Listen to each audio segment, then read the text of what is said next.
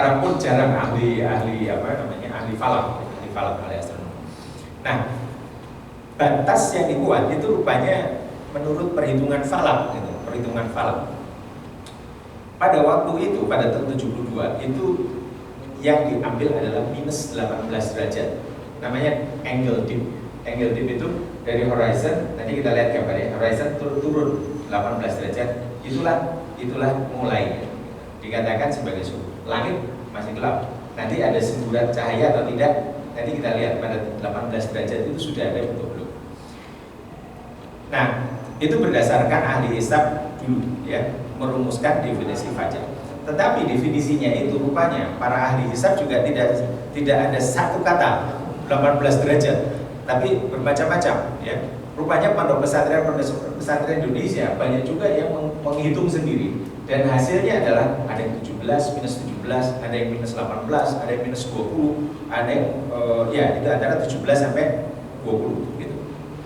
Lalu kemudian tabel Departemen Agama tadi dipastikan supaya aman apa? Hati-hati sahurnya.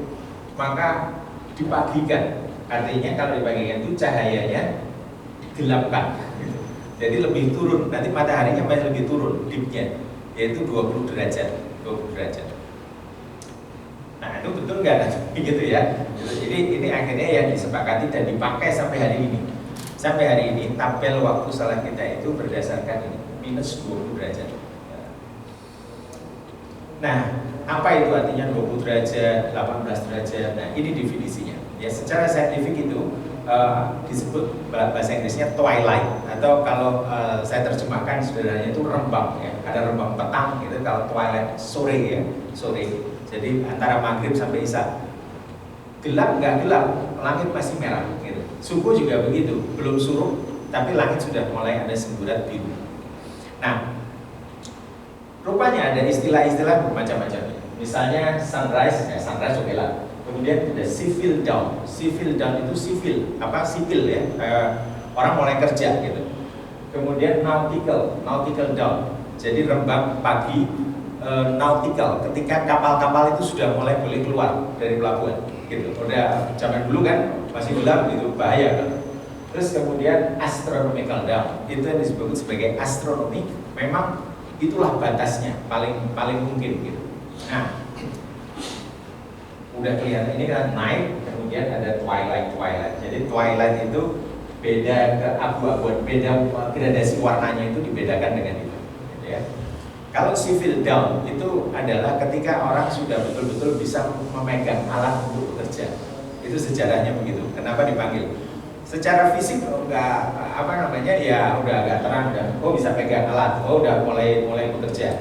Nah, itu nanti implikasinya apa? Bos-bos harus sudah siap, argonya udah jalan kerja. Saya udah kerja nih mulai jam sekian gitu ya. Artinya itulah yang namanya civil dawn. Secara saintifik tidak begitu jelas gitu maknanya. Baik, tetapi rupanya hasil pengamatan ini astronomical twilight, astronomical dawn gitu, yang minus 18 itu pun minus 18 turun. Kalau kita melihat ke horizon turun ke bawah, itu tidak begitu, fenomena yang tidak begitu observable. Jadi di alat peralatan itu tidak begitu kelihatan gitu. Nanti kita lihat anunya. Lalu kalau 18 saja nggak kelihatan, maka yang minus 20 lebih gelap lagi gitu. Tidak begitu kelihatan bedanya gitu ya, 18 sama 20. Nah, oke, sekarang kita menurut agama kita lihat ulama bagaimana membedakan. Jadi kalau tadi itu ya Rasulullah kan menjelaskan yang begini, dan yang begini. Lalu apa bedanya? Nah, ini ada Syekh Ibnu Utsaimin. Beliau ulama menyebutkan beda antara fajar, dua macam fajar. Yang ini tadi itu namanya fajar khatib, dan yang ini adalah fajar sotik. Banyak orang namanya fajar sotik. Artinya itu fajar yang betul-betul fajar, sotik itu betul. Khatib itu adalah enggak betul, maksudnya palsu gitu ya. Dalam bahasa Inggris juga ada namanya false dawn. Ya, kalau yang ini true dawn.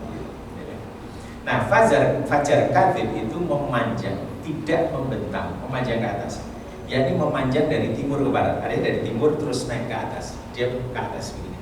Fajar kadhib itu cenderung gelap.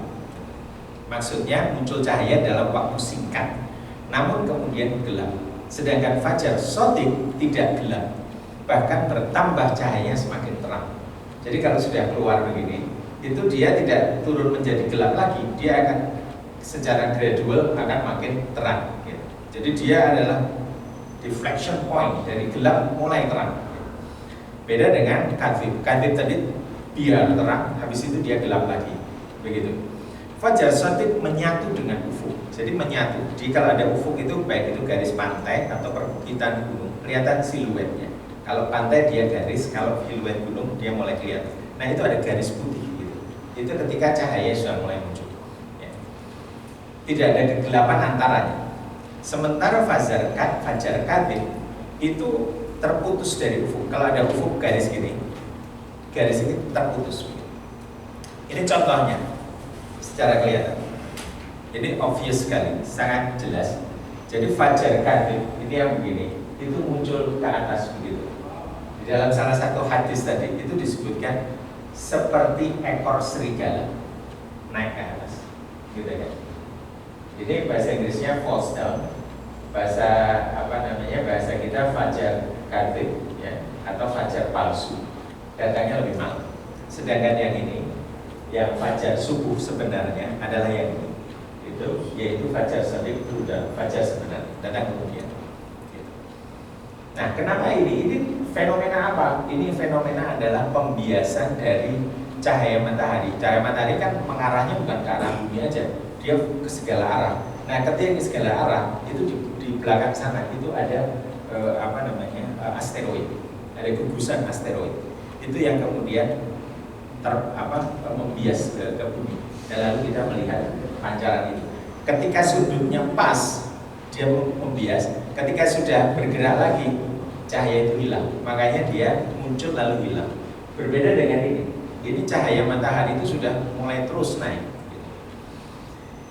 Nah, sekarang saintifiknya bagaimana? Ini sebetulnya tidak usah dilihat pakai alat-alat istimewa seperti ini. Itu zaman Rasulullah sudah bisa. Tetapi sekarang untuk meyakinkan dipakai banyak alat ya untuk melihat. Ini misalnya alat ya kamera ini HP sekarang luar biasa resolusinya, pakai drone juga, pakai ini all sky meter atau pakai non imaging sensor ya, ini yang namanya SQM ya, sky quality meter. Nah, ini yang menarik ini baru, yaitu jaringan CCTV seluruh dunia. Jadi sekarang itu ada CCTV yang nyala terus 24 jam gitu, terus menerus gitu. Dan dia menghadap ke horizon tertentu, dipasang di gedung tinggi, dipasang di pantai, dipasang menghadap gunung begitu. Dan kita bisa pakai, bisa lihat.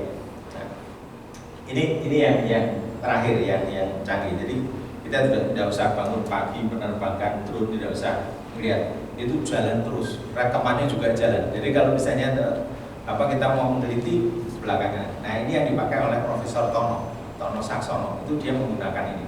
Dia menggunakan data ini 2000 data dari seluruh dunia. Ya, akhir. Ini contoh hasil daripada hasil pemotretan tadi. All sky camera, all sky camera ini adalah dia seperti kubah gitu, dan dia memotret cahaya ke berapa? 180 derajat, 360 derajat, yang ke kiri ke kanan muter. Makanya hasilnya bulat ini. Sehingga dia bukan hilal ya, dia bukan bintang bulan, anak bulan, bulan tanggal 1, tetapi ini adalah horizon yang melengkung karena kameranya melengkung, jadi kelihatan. Satu udah mulai kelihatan. Jadi kembali lagi, Rasulullah ketika mengatakan mendatar begini, maka kelihatan dia mendatar. Kalau pakai kamera ini tahun 20 kemarin dari Medina, dari bisa motret itu horizonnya kelihatan. Ya, jadi kelihatan meskipun cahaya kota itu lampu-lampunya kelihatan, tetapi polusi udara itu yang akan sulit untuk melihat bintang, tetapi untuk cahaya subuh itu kelihatan. Gitu. Ingat tadi fenomena subuh itu adalah fenomena cahaya di ruang, gitu ya. Jadi bukan kayak hilal yang kecil, ini luas, bisa kelihatan. Kemudian ini pakai kamera yang SLR, itu juga bisa kelihatan. Ini di Jogja, di Krakatau, pakai Krakatau. Ya, kelihatan bukit itu sebagai apa namanya, siluet. Nah, kalau yang tidak pakai kamera imaging, tetapi pakai densitas cahaya, ya, densitas. Jadi istilahnya non imaging sensor. Dia cuma menghitung kualitas dari cahaya di udara di langit gitu ya. Nah, itu artinya kalau sudah sini gelap sekali, terus kalau dia reflect ke bawah itu terang, mulai terang. Nah, maka kelihatan kalau dia kapan dia itu mulai berubah gitu ya, mulai terang, dari gelap makin gelap lalu terang. Jadi di situ ada deflection yang kayak pada fajar kadib tadi itu, sempat terang sebentar, lalu kemudian semakin gelap dan kemudian terang dan terus terang. Jadi ada dua posisi itu. Ini bisa ya. Kalau ini dianalisa pakai image processing ya. Kalau yang suka pakai image processing dia paham. Pakai image processing, foto yang tadi itu dari Madinah bisa kelihatan dari waktu ke waktu lalu diolah. Kapan dia muncul cahaya seperti ini ya. Baik. Nah, yang tadi saya bilang ada satu fenomena baru sekarang teknologi di mana dipasang CCTV di seluruh dunia. Nah, ini sebetulnya bisa dipakai oleh umat Islam untuk menentukan kapan sebetulnya waktu itu. Nah, ini yang dimanfaatkan oleh Profesor Tono untuk mendapatkan 2000 data dari seluruh dunia, dari 5 benua gitu. Sehingga dia bisa menentukan, oh, jadwal subuh ternyata adalah jam sekian. Ini ya, dipasang di pantai misalnya gitu. Idenya adalah untuk melihat keamanan, ada orang tenggelam apa enggak gitu ya. Idenya adalah dipasang 24 jam terus menerus. Yang ini juga begitu, di gedung tinggi dipasang gitu ya. Makanya kemarin pada waktu kasus Sambo itu kan ada CCTV sepanjang jalan tol, dia bisa mengukur ada mobil ini lewat lagi gitu. Nah, itu banyak. Itu yang resmi yang punya pemerintah. Tetapi sebetulnya ini Earth Cam itu jaringan seluruh dunia. Ini misalnya ini ketika on malam hari jam 3.32 di Minnesota, gitu. Kita bisa lihat itu di internet kita, gitu. Oh, di sana gelap. Dan ini blinking ini kalau di sini lampunya, ada kapal lewat, gitu. Kalau kita lihat ya bosen cuma melihat aja gini hitam. Tapi sebetulnya nanti ketika ada titik kritis terjadi itu tadi fajar kadib dan fajar shooting akan terlihat di sini. Ini Earth Cam. Bahkan kita diundang untuk berpartisipasi kalau mau. Artinya mau pasang gitu, join sama dia untuk dipasangkan. Nah, jadi itu sebetulnya bisa juga kita kalau masjid-masjid kita yang punya menara tinggi atau masjid ini punya pandangan tinggi ke arah mana? Ke arah timur gitu ya.